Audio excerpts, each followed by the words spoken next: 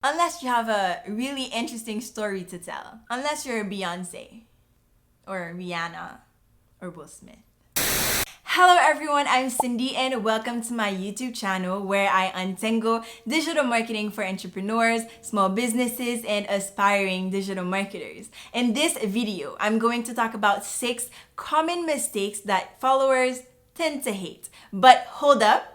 If you are interested in this type of content, digital marketing, entrepreneurship, then this is the place for you. So please don't hesitate to subscribe and hit that notification bell, blah, blah, blah, blah, blah. Subscribe and hit that notification bell so you can get more of my digital marketing tips and tricks. The first mistake is ghost followers. So I have 2 versions of that mistake. The first one is being a ghost follower, so you don't engage or interact with people at all. It's like you don't exist, but you're still there. People want to see that you are active on Instagram. Actually, one of Instagram's success recipe is building relationships with people. So why would you want someone around that doesn't interact with you at all, right? It's the same thing with Instagram. And it's called social media for a reason. And that's why there are likes, comments, direct messages, shares, reactions, etc. Now, the second version is only collecting ghost followers. And there's no point in that. They're kind of like dead weight. And they also lower your engagement.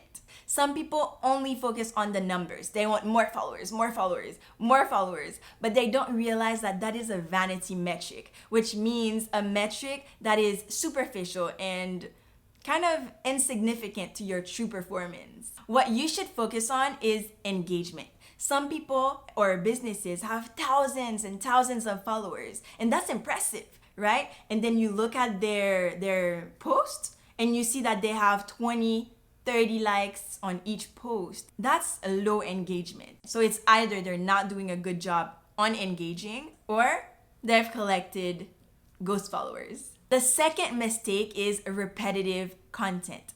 Some people or businesses post the exact same type of content all the time, and that can get redundant. It can be the same types of selfies all the time or the same types of formats. For example, the other day, a friend of mine told me, "Oh my God, I'm so tired of you cheering in your boomerangs."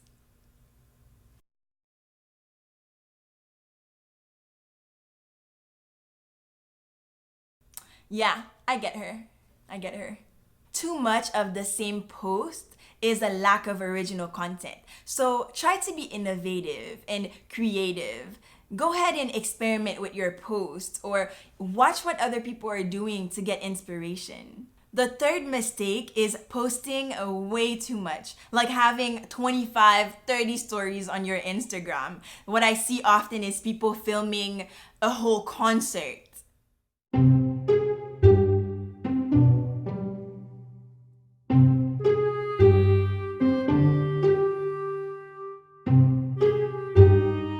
One eternity later.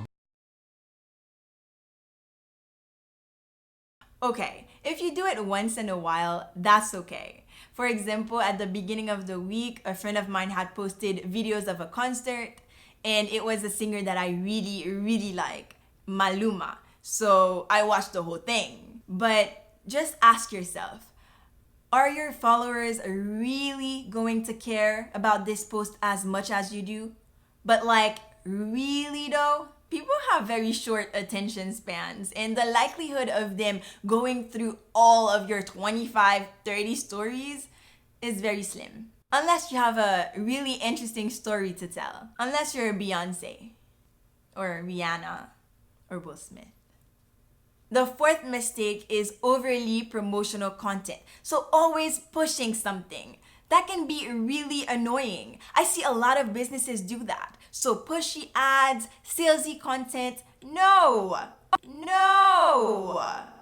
There needs to be a balance, providing value, entertaining, storytelling. That's really what people are interested in. People are not on Instagram looking for sales pitches. So your content needs to feel natural. The fifth mistake is a lot of text. Instagram is mainly a visual platform. So if you have chunks of text in every post with no images, I already have books at home. If you have a quotes page or a motivational page, then it's normal to see bold, short text that are easily readable. But if not, try to switch it up. Try to have something more visual, like an infographic, or try to take pictures that show your brand's personality. For example, you can show behind the scene or the people behind your brand. So this brings me to my last mistake, which is having blurry or bad quality images.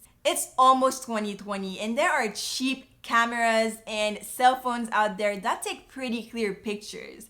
Having quality images is very necessary for Instagram. No one wants to see a page filled with images that look like they were taken in 2003. So to summarize, I mentioned 6 common mistakes. So we have ghost followers, repetitive content, posting way too much, overly promotional content, lots of text, and bad images. But if you're making some of these mistakes and you see that it's working for you, disregard this video. But I do think that there's always room for improvement. Just remember that what sells is your voice, your unique story, and personality. And that is all for today. If you think this video was helpful, then please hit the like button right there. And I'll see you next week for my next video.